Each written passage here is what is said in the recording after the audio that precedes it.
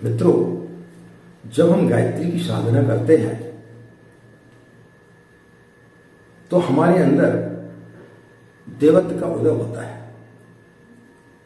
यानी व्यक्ति मानव से महामानव और महामानव से देव मानव बन जाता है। कैसे बनता है, इस चीज के बारे में आज हम आपको बताने के लिए जा रहे हैं।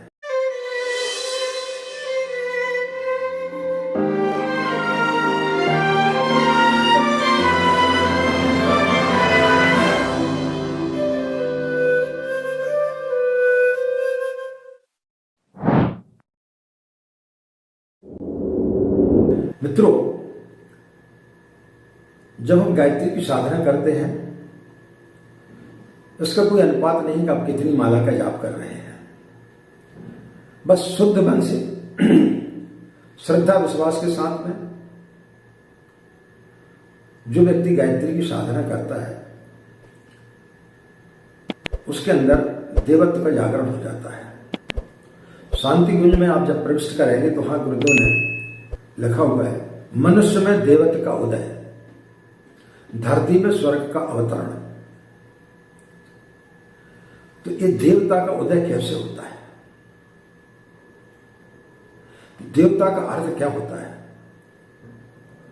गायत्री मंत्र में तत्सवितुर्वरेण्यम भर्गो देवस्य धीमहि धियो यो न प्रचोदयात्, एक शब्द आता है देवस्य, यानी जो गायत्री की साधना करता है उसके अंदर देवता जैसे गुण आ जाते हैं।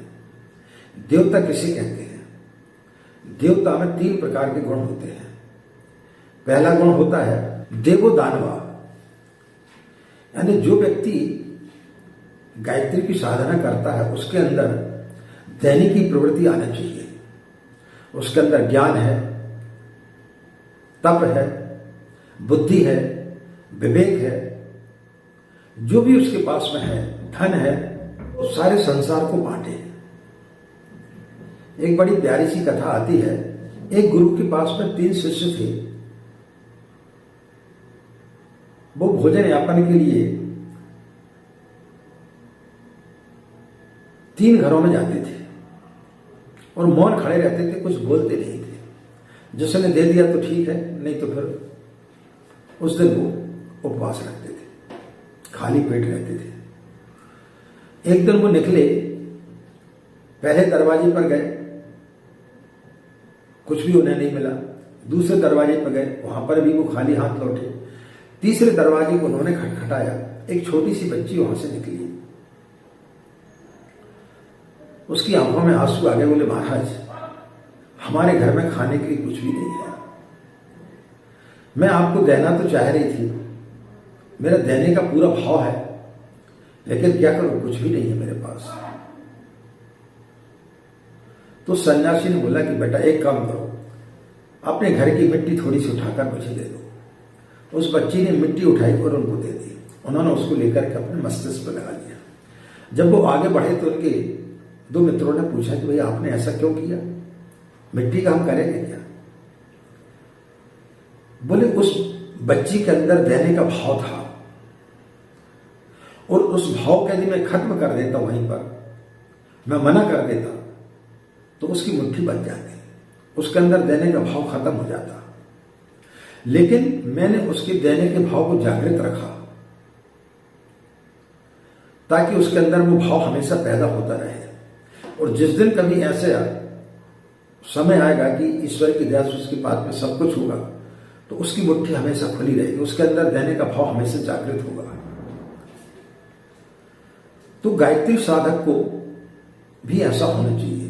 हमारे पास में जो कुछ भी है वह हम समाज के लिए, परिवार के लिए और समस्त संसार के लिए देना सीखें। तो जिस दिन ये भाव आ जाता है देवो दानवा, तो गायत्री मंत्र हमारे अंदर फलित होना प्रारंभ हो जाता है। दूसरा है दीप दानवा। हम सूर्य के समान तो नहीं बन सकते हैं कि हमारे प्रकाश से पूरा संसार प्रकाशित हो जाए, लेकिन हम मां से प्रार्थना कर सकते हैं कि हम दीपक के समान तो बन सके, हम अपने दीपक के प्रकाश से और लोगों को प्रकाशित कर सके। हमारे संपर्क में जितने भी लोग आते हैं उनको हम प्रकाशित कर सकें। उनको हम वो प्रकाश बांट सकें, जो हमें प्राप्त हुआ है उसके बारे में लोगों को बता सके, उनको प्रेरणा दे सके, उनको भी उस ओर अग्रसर कर सके। तो हमारे अंदर अच्छी और बुरी चीजों की परखने की क्षमता आ जानी चाहिए।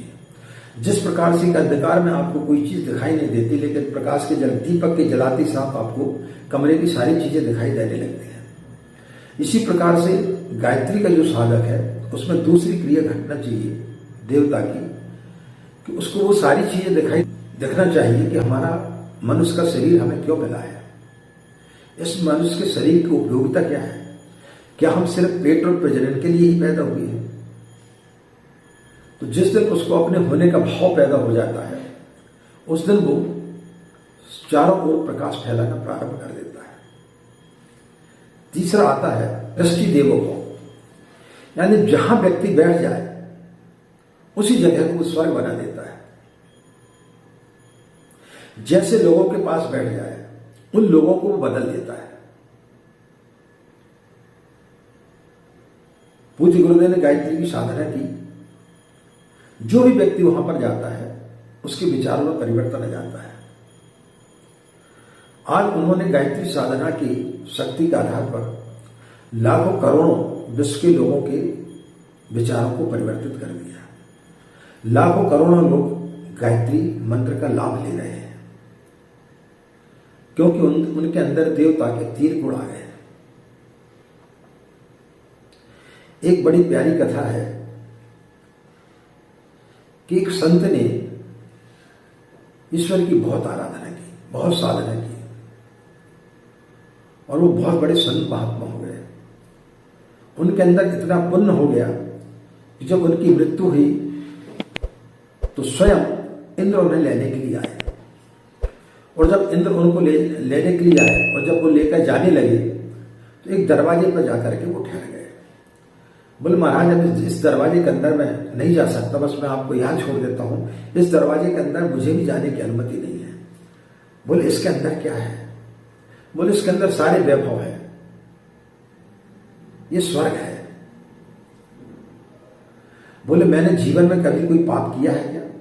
बोले हाँ, एक छोटा सा पाप किया है। बोले उसके लिए मुझे कितनी देर के लिए नरक जाना पड़ेगा? बोले बस पलक झपकते ही आप नरक के अंदर गए और आपको बाहर निकाल देंगे, इतना सा आपने पाप किया, उसके पश्चात आप स्वर्ग में रह सकते हैं। तो बोले पहले एक काम करो, मुझे नरक दिखा दो। जैसे इंद्र उन्हें नरक के दरवाजे पर ले गए, अंदर गए और बाहर निकाल लिया, वैसे उन्होंने हजारों लोगों की धन्यवाद देने की आवाज सुनाई दी।